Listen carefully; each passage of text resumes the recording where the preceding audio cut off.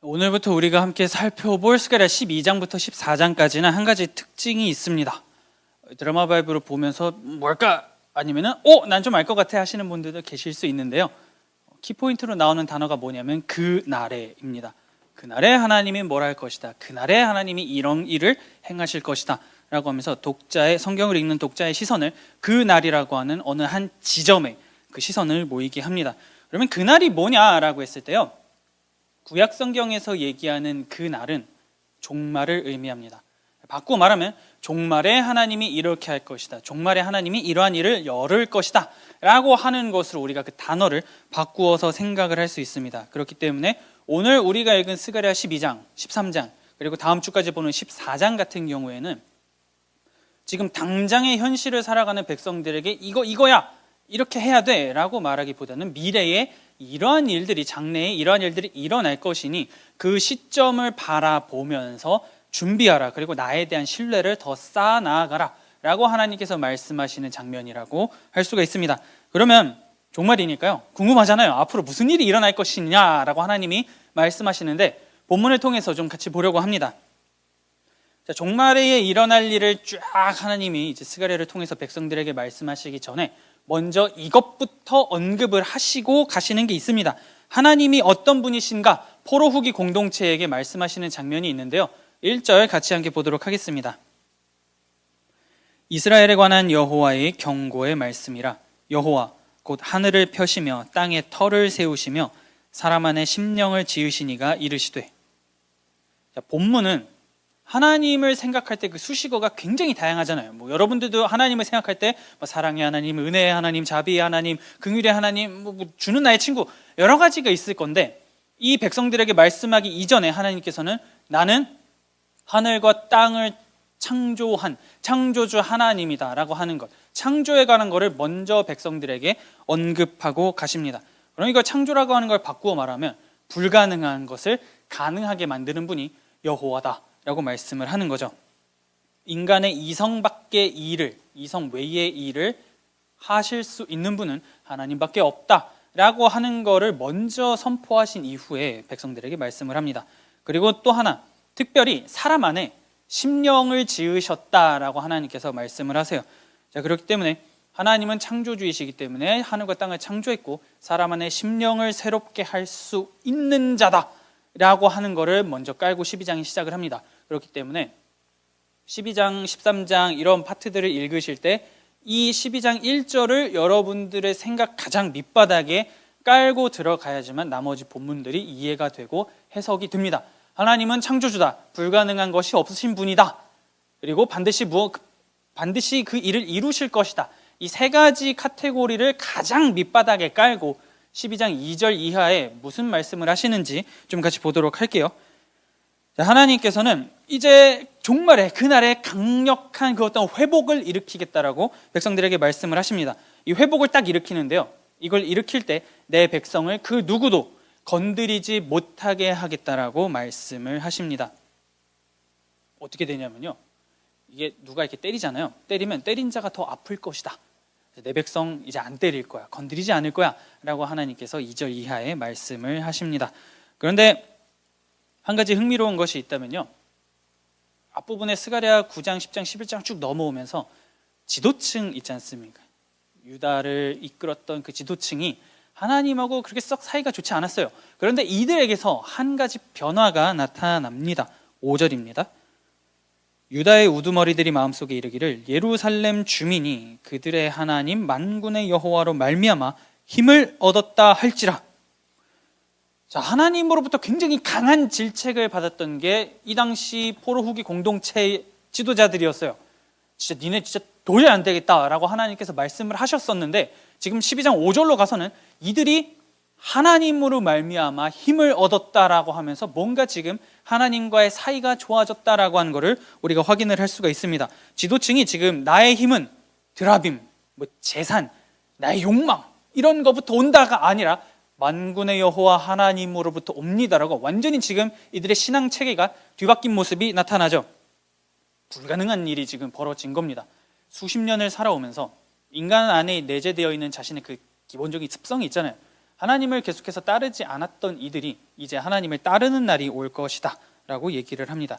그래서 하나님께서는 그 지도층들을 들어 쓰셔서 먼 훗날 악을 완전히 멸하고자 하는 그 전쟁에 하나님께서 유다 지도자들을 들어 쓰셔가지고 앞으로 나가서 싸우게 하겠다, 그리고 그들은 승리를 가져올 것이다 라고 말씀을 합니다. 굉장히 아쉬운 모습만 보이잖아요. 여태까지 하나님이 이거 하지마 저거 하지마 이러면 안 돼 라고 했지만 그래도 할 겁니다, 그래도 이거 할 겁니다, 저거 할 겁니다 라고 백성들이 얘기했는데, 지도층이 그렇게 백성들을 가르치고 백성들은 그렇게 지도자들의 모습을 보면서 살아갔는데, 그날에는 완전히 모든 게 뒤바뀔 것이다 라고 하나님이 말씀하고 계시는 거죠. 자, 눈만 뜨면 어떻게 하면 나의 이 곳간 안에 음식과 돈을 더 채울 수 있을까? 모두가 가난한 삶이지만 그래도 나는 남들보다 좀 더 잘 살고 싶어 하면서 사람들을 착취했던 게 지도층입니다. 도저히 변할 것 같지 않았던 이들이 뭐 어떻게 변했느냐라고 했을 때 1절이 그 답을 주는 거죠. 1절 다시 한번 보면 뒷부분에 이렇게 얘기를 합니다. 심령을 지으시니가 이르시되 라고 얘기하죠. 어떻게 이들이 변화할 거냐, 어떻게 이들이 바뀔 수 있느냐, 사람이 어떻게 변하냐라고 했을 때 하나님께서는 나는 심령을 만드는 자다, 사람 안에 그 마음을, 영을 새롭게 하는 자다. 그렇기 때문에 이 지도층들도 바뀔 수 있다, 내가 그렇게 바꿀 거야, 하나님이 바꾸겠다라고 지금 본문 가운데에서 말씀을 하고 있는 거죠. 자, 우리 모두는 여러분들 들어보셨을 수도 있겠는데요, 성화라고 하는 거룩해지기를 힘쓰는, 그 거룩함으로 나아가는, 거룩하기로 변화하는 그 길을 걸어가는 그리스도인들입니다.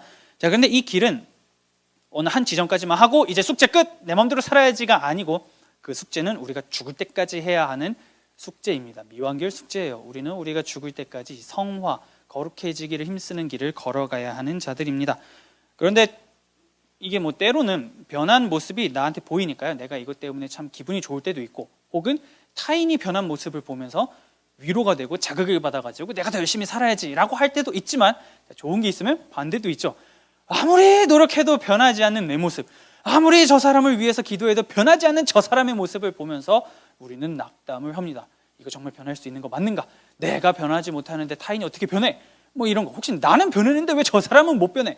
막 이제 이러한 복잡한 감정이 우리들 안에 들어가 있습니다. 언제까지 인내해야 하냐? 그러한 질문과 한탄이 우리 마음속에는 늘 자리 잡아요. 그런데 본문은 얘기를 합니다. 하나님은 심령을 변화시킬 수 있는 분이기 때문에 모두를 다 하나님 앞에 나아오게 만들 수 있다라고 하는 거죠. 가난한 자의 지갑을 어떻게 하면 더 털어가지고 나의 통장에 단돈 1원이라도 더 집어넣을까를 고민하는 그 지도층의 마음을 바꾸실 수 있는 하나님이시라면 당연히 이 땅을 살아가는 모든 하나님의 백성의 마음을 바꾸실 수 있는 분이다라고 하는 것을 우리가 본문을 통해서 볼 수가 있습니다. 내 능력 혹은 저 사람의 살을 깎아내는 저 다짐, 이런 걸로 변하는 게 아니라 하나님의 능력으로 변화한다라고 본문이 얘기를 합니다. 그렇기 때문에 하나님께서 나를 변화시킬 것이고 저 사람도 변하게 할 것이다 라고 하는 시선으로 나를 보고 타인을 봐야지, 여기에 도덕적인 관점이 들어가서 나는 이렇게 변할 거야, 나는 이렇게 도덕적인 사람으로 잘 변했는데 저 사람은 왜 이 도덕적인 기준을 넣었을 때 왜 변하지 않아? 라고 하는 기준을 넣기 시작하면 그 관계는 파국으로 치닫습니다. 파멸로 갈 뿐이에요. 변하지 않는 내 모습, 변하지 않는 타인의 모습, 이것만 보게 됩니다.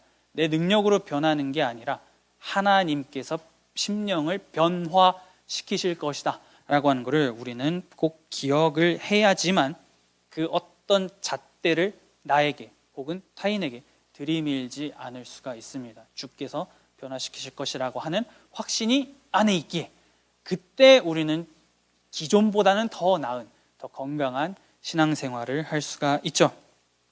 그래서 우리에게 필요한 것은 하나님께서 바꾸실 것이다 라고 하는 확신이 필요합니다. 그런데 염치가 있지, 저렇게 살았는데 어떻게 하나님께서 이렇게 변화시킨다고 하는 겁니까? 하나님 앞에 어떻게 나아가겠습니까? 라고 하는 고민을 우리가 할 수가 있어요. 거룩하신 하나님 앞에 어떻게 우리가 나아갈 수 있겠습니까? 그리고 하나님께서 그렇게 우리를 바꾼다고 하신다면 분명히 그래도 뭔가 이렇게 좀 그래도 그런 거 있잖아요. 좀 공로를 좀 쌓는다든지 뭐라도 좀 열심히 헌금을 많이 한다든지 기도 생활을 좀 더 한다든지 뭔가 그래도 하나님 앞에 내세울 수 있는 나의 이 이력서 한 줄 정도는 있어야지만 그 변화하는 게 가능하지 않겠습니까? 라고 우리가 생각을 할 수가 있습니다. 그런데 오늘 본문 가운데에서 1절을 보시면 하나님이 아무것도 요구하지 않으세요. 나는 심령을 변화시키는 자다 라고만 말하시면서 그냥 이들을 확 바꾸어내는 장면만 나옵니다. 오직 하나님의 은혜로 변화할 수 있는 것이 사람이다 라고 본문이 얘기하는 거죠. 자, 그리고 지도층을 그렇게 변화시키는 하나님, 이 사람들도 이렇게 변화시키면 우리도 변할 수 있다라는 확신이 있죠. 그런데 하나님께서 지도층만 그렇게 변화시키느냐라고 했을 때 한 계층을 좀 더 변화시키겠다라고 하십니다. 어디냐면 약한 자를 그렇게 하겠다라고 하죠. 오늘 말씀 8절입니다. 그날에 여호와가 예루살렘 주민을 보호하리니 그 중에 약한 자가 그날에는 다윗 같겠고 다윗의 족속은 하나님 같고 무리 앞에 있는 여호와의 사자 같을 것이라. 본문 앞에 나오는 약한 자라고 하면은 지도층에 의해서 괴롭힘 받던 사람들이라고 이해하면 됩니다. 지도층이 드라빔을 추구하고 드라빔을 따라 나아가던 사람들이었다면 그들에게 핍박을 받아요. 그럼 뭔가 하나님을 따르는 사람들이라든지 뭔가 이들에게 미운 털 박혀가지고 고통받는 자들, 이러한 사람들로 우리가 이해를 할 수가 있습니다.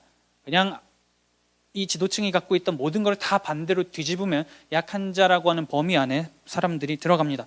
그런데 아무것도 가진 것도 없고 능력도 없는 자들을 다윗처럼 만들겠다라고 하나님이 말씀을 하시죠. 자, 구약시대 이스라엘 백성들에게 다윗은 인간의 그 어떤 이상적인 지점입니다. 사람이 변하고자 한다면 그 궁극의 꼬린 지점은 다윗이다 라고 하는 생각이 있었어요. 왜냐하면 하나님 마음에 합한 자라고 했을 때 그 사람이 다윗이었기 때문입니다. 이상적인 왕, 이상적인 목자, 이상적인 인간상을 가지고 있던 것이 다윗이었고 그 사람처럼 된다라고 하는 것은 정말로 하나님 마음에 합한 자로서 살아가는 것이구나 라고 하는 것이 기저에 깔려 있습니다. 그리고 여기에 더해서 다윗이요 왕이 되었을 때 어디를 나가든지 전쟁에서 승리를 했습니다. 그렇다라고 한다면 이상적인 왕, 그리고 어디를 나가든지 승리하는 왕이었다. 좋은 건 다 가지고 있던 사람이 다윗이었어요. 그런 자들처럼 약한 자를 뒤집어가지고 강하게 만들겠다라고 하나님이 말씀을 하고 계시는 겁니다. 힘없고 불안해서 인생을 내가 어떻게 살아가야 하느냐라고 하면서 근심 걱정을 가지고 있던 그 당시의 약한 자들을 걱정 없이 다윗처럼 만들겠다. 내 마음에 합하고 나만 바라보고 나의 길을 걸어가는 자들로 만들겠다라고 하나님이 말씀하고 계시는 거죠. 그런 자들을 들어쓰겠다라고 하는 겁니다. 솔직히 강한 자들도 많았을 거고 뭔가 이들보다는 스펙이나 삶의 모든 면에서 나은 자들이 많았을 겁니다. 있었을 것임에도 불구하고 굳이 하나님께서는 약한 지도층을 변화시킬 거고 약한 자들을 다시 강하게 만들어서 들어쓰겠다라고 얘기를 하시는 거죠. 그리고 이게 어떻게 가능하냐라고 했을 때 1절을 다시 한번 기억을 하시면 됩니다. 하나님은 창조주이시기 때문에, 그리고 사람의 심령을 변화시키실 수 있는 분이기 때문에 가능하다. 나 여호와는 불가능이 없다라고 지금 본문 가운데에서 말씀을 하시죠. 굉장히 미련한 방법처럼 보이긴 해요. 솔직히 좀 더 말 잘 듣는 사람이 있다든지 좀 더 살면서 하나님 말씀을 잘 들으면서 좀 이렇게 능력 있고 이런 사람들 들었으면 굉장히 하나님 입장에서도 편하시겠지만 약할 때 강함되는 자가 여호와다라고 하는 것을 보여주시기 위하여서, 그리고 그분을 따라가는 모든 이들에게 주께서는 불가능한 것이 없구나, 이렇게 약하고 뭔가 안 될 것 같은 사람들을 통해서도 그 일을 이루어 가시는구나 라고 하는 것을, 이런 사람들을 들어서 사용하시는 것을 통해서 보여주겠다라고 하시는 겁니다. 그렇기 때문에 우리가 믿는 하나님이 바로 이런 분이신 거예요. 우리의 어떤 자격, 우리의 어떤 공로, 우리의 어떤 조건들, 이러한 것들을 가지고 그래 이 정도 점수 정도 받았으니까 내가 쓰겠다 라고 하나님께서 말씀하시는 것이 아니라 내가 그저 택해서 사용을 하겠다. 우리에게는 은혜죠. 거저없이 주시는 그 은혜가 있습니다. 그렇기 때문에 우리를 향해서 그 무한한 은혜를 베풀어 주시는 분이 우리가 믿고 고백하는 하나님입니다. 그 하나님을 지금도 예배하고 있지만 앞으로도 예배하면서 나아갈 수 있기를 소망합니다. 자, 그래서 종말에 사람을 죄다 그냥 하나님께서 변화시켜 버릴 거야 라고 말씀을 합니다. 자, 왜 그렇게까지 하나님께서 이들을 그렇게까지 변화시켜야 되냐? 왜 그렇게까지 귀찮고 신경 많이 써야 되고 힘든 길로 가시냐라고 했을 때 10절이 그 답을 줍니다. 앞부분만 잠깐 볼게요. 내가 다윗의 집과 예루살렘 주민에게 은총과 간구하는 심령을 부어주리니. 은총 그리고 심령 두 가지가 나왔습니다. 심령 같은 경우에는 1절에서 우리가 쭉 살펴봤으니까 넘어가고요. 문제는 은총입니다. 은총을 부어주겠다라고 했는데요, 지난주에 스가랴 11장에서 이 은총이 굉장히 큰 문제에 봉착했다라고 하는 것을 우리가 살펴봤었습니다. 자, 스가랴 11장 10절입니다. 이에 은총이라 하는 막대기를 취하여 꺾었으니 이는 모든 백성들과 세운 언약을 폐하려 하였음이라. 악한 양떼 때문에 스가랴가 은총이란 막대기를 확 꺾어버리면서 너희와 하나님과의 맺은 그 계약, 언약, 약속은 지금 이 순간부로 폐기됐다 라고 스가랴가 그 모습을 보여줬거든요. 막대기가 이미 부러졌어요. 부러졌는데 12장에서는 그 막대기가 다시 회복된 모습이 나옵니다. 폐기된 언약이었지만 그날에 종말에 하나님께서는 다시금 그분의 이름에 근거하여서 자기 백성을 모을 것이다, 자기 백성을 다시금 회복시키고 세우실 것이다 라고 말씀을 하고 계시는 거죠. 그렇다면 지금 계속 뭔가 하나님의 은총, 은혜, 사랑 이런 게 아무런 조건 없이 인간에게 계속 선행되고 있는 장면이 스가랴 12장에서 나옵니다. 인간은 계속해서 하나님한테 나는 싫어요, 거기 안 갈 겁니다 하면서 칼을 막 들이밀었는데 하나님의 은혜로 모든 무기를 다 내려놓고 주께 항복하며 나아갑니다 라고 하는 존재로 지금 바뀌어 가고 있는 장면이 쭉 펼쳐지고 있어요. 그런데 이렇게만 잘 가면 해피엔딩이죠. 너무나 좋은데 한 가지 굉장히 심각한 문제가 하나 생깁니다. 10절 뒷부분을 좀 볼게요. 그들이 그 찌른 바 그를 바라보고 그를 위하여 애통하기를 독자를 위하여 애통하듯 하며 그를 위하여 통곡하기를 장자를 위하여 통곡하듯 하리로다. 무슨 말이냐? 라고 생각을 할 수가 있는데요, 쉽게 말하면 이겁니다. 그 종말에 하나님의 그 성전, 거룩한 전쟁을 위하여서 싸우던 그 어떤 누군가를 변화된 백성이 등에다 칼을 꽂았다 라고 하는 거예요. 뭔가 변화되어서 이제 막 하나님과 함께 동행하다가 가장 선두에서 그 모든 전쟁을 진두지휘하던 자를 백성이 찌른 겁니다. 찌른다가 그냥 이렇게 푹 찌르는 게 아니고 죽기 일보 직전까지 치명상을 입혔다라고 하는 의미입니다. 그러니까 죽음 직전까지 이 백성이 배신을 해가지고 등 뒤에다가 칼을 꽂는 사상 초유의 사태가 벌어진 거죠. 바로 앞부분까지만 해도 다 변화시키고 은총이 회복됐다라고 말씀을 하셨는데 이제 백성이 아니요 하면서 등에다가 팍 칼을 꽂는 장면이 10절 후반부에 나오는 겁니다. 지금 전쟁 중에 심령이 새롭게 되었음에도 불구하고 하나님의 일을 위하여서 싸우던 누군가를 치명상을 입히는 비극적인 장면이 나오는 거죠. 자, 하나님이 여기까지 오면서 지금 종말이라고 하는 시간대 안에서 그 어떤 특정한 지점까지 이 백성을 끌고 내가 어떻게든 갈 거야 라고 하면서 아등바등 막 하면서 하나님이 백성을 변화시키고 있는 가운데에 그 백성이 등에 칼을 꽂았다, 배신을 했다. 이거는 엄청난 사건이 벌어진 거죠. 하나님 입장에서 내가 얘네를 계속 데리고 가야 되냐? 라고 하는 생각을 할 정도로 그냥 막 여러 가지 생각이 하나님께서 드실 법한 일이, 사건이 지금 벌어진 겁니다. 그런데 그 엄청난 배신이 일어났는데 여기서 한 가지 더 변화가 일어납니다. 그 변화가 무엇이냐면 백성이 자기가 한 행동을 깨닫고 회개하는 또 하나의 이상한 일이 벌어져요.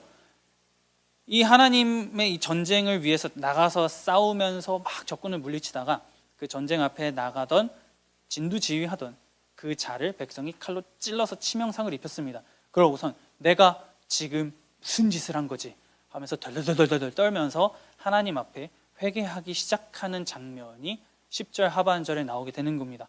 이전에 우리가 이스라엘 역사를 보면 너네 이거 잘못했어 라고 했을 때 우리가 뭘 잘못했습니까? 라고 얘기하던 게 이스라엘 백성입니다.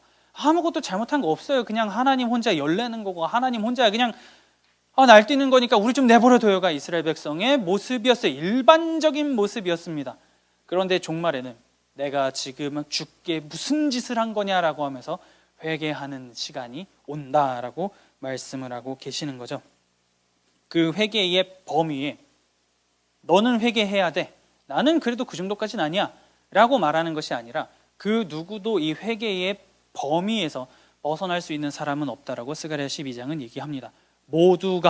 모든 백성이 하나님께 치명상을 입힌 자이기 때문에, 하나님의 그 성전을 위하여서 싸우러 나간 자를 죽이려고 했던 자이기 때문에 그 누구도 이 회개의 범위에서 벗어날 수 없다라고 하나님은 스가랴를 통해서 말씀합니다. 그래서 모든 이들이 하나님 앞에서 통회한다라고 얘기를 해요.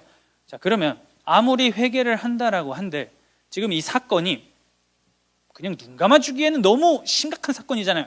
하나님이 해줄 것 다 해주고 변화시킬 것 다 변화시켜 가셨는데 그럼에도 불구하고 싹 뒤로 가가지고 빡 칼을 꽂는 행동을 했다고 생각을 해보세요.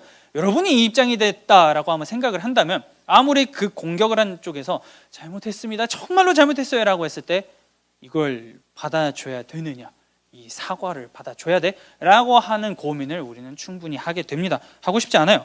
미래가 없어 보입니다. 하나님께서 보여주신 그 사랑을 너무 크게 배신한 장면이 지금 12장 하반부에 나오게 돼요. 그러면 이 백성에게는 하나의 미래가 완전히 사그라들어서 없어졌구나, 한 줄기 희망조차도 없어졌다라고 생각을 할 수가 있는데 본문은 한 가지 독특한 얘기를 합니다. 13장 1절입니다. 그날의 죄와 더러움을 씻는 셈이 다윗의 족속과 예루살렘 주민을 위하여 열리리라. 와, 하나님도 대단하신 겁니다. 백성이 통회해요. 왜 그랬을까? 잘못했습니다 주님 하니까 죄와 더러움을 씻는 셈을 열어주셨습니다. 뭐겠습니까? 백성의 회개를 받아들였다인 거죠. 너희가 그렇게 잘못을 고백하고 나와왔으니 너희의 죄를 내가 용서하겠다. 죄와 더러움을 씻는 셈 안으로 들어와서 너희를 정결하게 해라라고 지금 하나님이 말씀하고 계시는 겁니다. 배신을 한번 정말 심각한 타이밍에 했는데도 불구하고 다시 은혜를 부어주시는 장면이 13장 1절에서 나타나는 것이죠. 그러면서 하나님께서는 이제 이 죄와 더러움을 씻는 셈이 열렸으니 그 이후부터는 너희를 괴롭히고 너희를 옳은 길로 가지 못하게 했던 그 모든 것들 기타 등등을 너희의 기억 속에서 다 지워버리겠다라고 하나님이 말씀을 합니다. 이름을 기억나지 않게 하겠다라고 해요. 이름은 존재를 의미합니다. 이름을 기억나지 않겠다라고 하는 것은 그 모든 존재가 머릿속에서 사라지는 날이 올 거다. 자, 기타 등등이 다 사라지면 뭐만 백성들의 머리 가운데 남겠습니까? 하나님만 남죠. 하나님만 남고 나머지는 다 사라지는 날이 올 것이다라고 하나님께서는 말씀을 하시는 겁니다. 그리고 그렇게 모든 것이 사라졌을 때 그래도 드라빔이나 이방 우상을 따라가던 사람들도 있었을 거 아니에요. 그들이 여태까지 그렇게 드라빔을 쫓고 이방 신들을 쫓았던 나의 모습이 너무 부끄러워하면서 자기의 정체를 숨기면서 살아가는 날이 올 것이다 라고 얘기합니다. 사람들이 너 이방신 섬겼던 사람 아니냐? 아니야, 나 이방신 섬기지 않았어요 라고 하면서 자신의 몸에 있던 그 모든 흔적을 다 지우고 수치스럽게 숨으며 살아갈 날이 올 것이다 라고 하나님이 본문 가운데에서 말씀을 하고 계시는 거죠. 자, 이거를 통해서 우리가 한 가지 또 생각하고자 하는 것이 무엇이냐면요, 거짓이라고 하는 것은 결국에는 반드시 드러나게 된다라고 하는 겁니다. 시기의 차이만 있을 뿐 하나님께서는 반드시 그 악을 들추어내어서 그 악을 가지고 있는 사람을 부끄럽게 만들겠다라고 하는 장면을 우리가 본문에서 보게 되는 거죠. 그러면 우리 안에도 거짓이 있어요. 거짓된 행동, 심령, 마음 여러 가지가 있습니다. 나의 이 거짓이 언젠가 만인 앞에 다 끄집어질 날이 오겠구나, 그날에는 그렇게 되겠구나 라고 하는 그 경각심을 우리는 가지고 살아가야 합니다. 하나님 앞에서 나는 어떻게 살아가야 하는가, 숨길 수 있어 라고 생각을 할지 모르겠지만 본문에서는 그 누구도 숨기지 못한 채 강제로 다 발가벗겨져서 드러날 거다라고 하나님이 말씀을 합니다. 그렇기에 만약에 나의 신앙의 그 모든 것을 하나님이라고 하는 축을 두고 쌓아간 게 아니라 종교적 열심이라고 하는 축으로 쌓아가기 시작을 했다면 그 안에는 하나님이 없는 거죠. 나의 열심, 이 시간에 이 봉사를 하는 나의 모습, 이 시간에 이렇게 행동하는 나의 모습이 참 보기 좋고 이게 답이야 라고 하는 게 중심이 되기 시작하면 그 자리에서 하나님은 사라집니다. 그러면 살이 붙고 여러 가지가 붙게 되면서 하나님이 아닌 다른 이상한 괴물을 믿기 시작하는 게 오늘날 우리의 연약함이에요. 그렇기 때문에 이 본문을 우리가 읽을 때에 나의 이 신앙 가운데에, 나의 마음 가운데에 나는 종교적 열심을 중앙에다 두고 이 열심이 나를 규정하게끔 만들고 있느냐, 아니면 하나님을 중앙에 두고 하나님을 향한 그 믿음, 그리고 삶으로 나타나는 하나님 백성다운 그 모습을 통하여서 나를 드러내고 있느냐라고 하는 그 두 가지의 길 중에서 우리가 어느 길로 가야 할지, 어느 길로 앞으로 살아가야 할지를 깊이 고민하면서 살아갈 수 있으면 좋겠습니다. 우리의 행동이 단순히 종교적 열심을 넘어서서 하나님의 이름을 드러내는 그러한 삶을 살아가기를 소망합니다. 자, 그렇게 거짓된 것들을 하나님이 싹 다 없앤다라고 하신 다음에 한 가지 더 하실 게 있다라고 하는데요. 그게 뭐냐면 남은 백성들에게, 자, 머릿속에서 이제 거짓된 거랑 다 사라졌잖아요. 하나님을 믿는, 하나님을 신앙하는 것만 남았는데 그들을 아주 혹독하게 단련시키겠다라고 하나님이 말씀을 합니다. 그냥 이제 괜찮아, 이제 모든 게 다 끝났어가 아니고 아직 관문이 하나 더 남았으니 너희를 아주 혹독한 시련 가운데로, 고난 가운데로 보내서 연단시키겠다라고 말씀을 하세요. 7절입니다. 만군의 여호와가 말하노라. 가라, 깨어서 내 목자, 내 짝된 자를 치라. 목자를 치면 양이 흩어지려니와 작은 자들 위에는 내가 내 손을 들이우리라. 여기서 우리가 보고자 하는 것은 내 짝된 자입니다. 내 짝된 자를 치라라고 하는데요. 짝이 되었다라고 하는 것은 신분상 대등하다, 동등하다라고 하는 것을 의미합니다. 내 목자, 내 목자인데 이 목자가 하나님하고 동등한 신분을 가진 누군가다라고 지금 스가랴가 얘기를 하는 거예요. 하나님과 동등한 신분을 가진 자를 치라라고 말씀을 합니다. 그러면서 그 목자를 쳤을 때 그 목자가 관리하던 양떼가 싹 다 흩어질 것이라고 하나님께서는 말씀을 하시죠. 그래서 그 시련을 통해서 나는 내 백성을 다시 만들어 갈 거야라고 말씀을 합니다. 그러면서 한 가지 약속하는 것이 무엇이냐면 그 시련을 통과하게 된 자는 어떤 상황 가운데에서도 하나님을 찾을 것이고 하나님은 그 찾는 자를 기억하고 바라보겠다라고 말씀을 합니다. 9절입니다. 내가 그 3분의 1을 불 가운데에 던져 은같이 연단하며 금같이 시험할 것이라. 그들이 내 이름을 부르니 내가 들을 것이며 나는 말하기를 이는 내 백성이라 할 것이요 그들은 말하기를 여호와는 내 하나님이시라 하리라.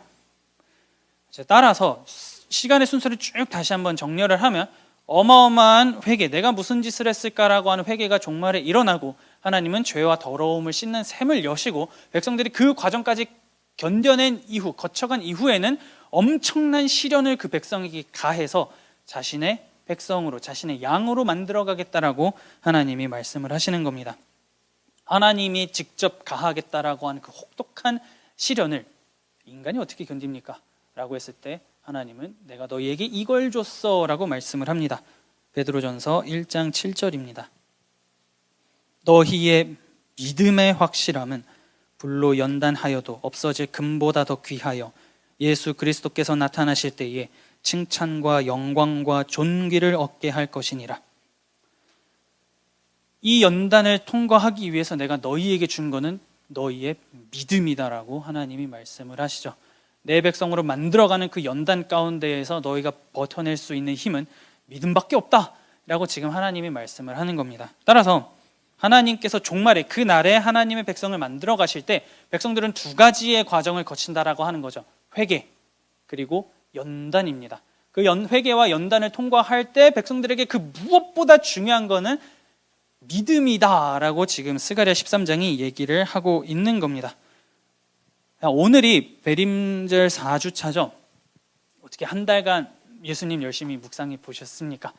본문이 우리가 쭉 매주마다 보는 본문도 계속 예수님에 대해서 모습을 보여줬기 때문에 그래도 이전보다는 예수님에 대해서 한 번이라도 더 생각해 보시지 않았을까 그렇게 생각을 합니다. 그럼 오늘 본문이 도대체 예수님하고 무슨 상관이 있느냐, 이게 도대체 무슨 말입니까? 라고 할 수가 있어요. 그러면 이 본문이 예수님에 대해서 뭐라고 얘기하는지 조금씩 보도록 하겠습니다. 자, 먼저 아까 전에 우리가 12장 10절을 볼 때 하나님의 그 성전을 위해서 나아가 싸우던 자를 백성이 찔렀다라고 얘기를 합니다. 그러면 그 백성이 찌른 자가 누구냐라고 했을 때 성경이 이렇게 얘기합니다. 요한계시록 1장 7절입니다. 볼지어다 그가 구름을 타고 오시리라. 각 사람의 눈이 그를 보겠고 그를 찌른 자들도 볼 것이요 땅에 있는 모든 족속이 그로 말미암아 애곡하리니 그러하리라. 아멘. 여기서 말하는 그는 예수님입니다. 예수님을 찔렀다. 스가랴 12장 10절에 나오는 그 찔림을 당한 자가 예수님이라고 본문이 신약성경이 얘기를 하죠.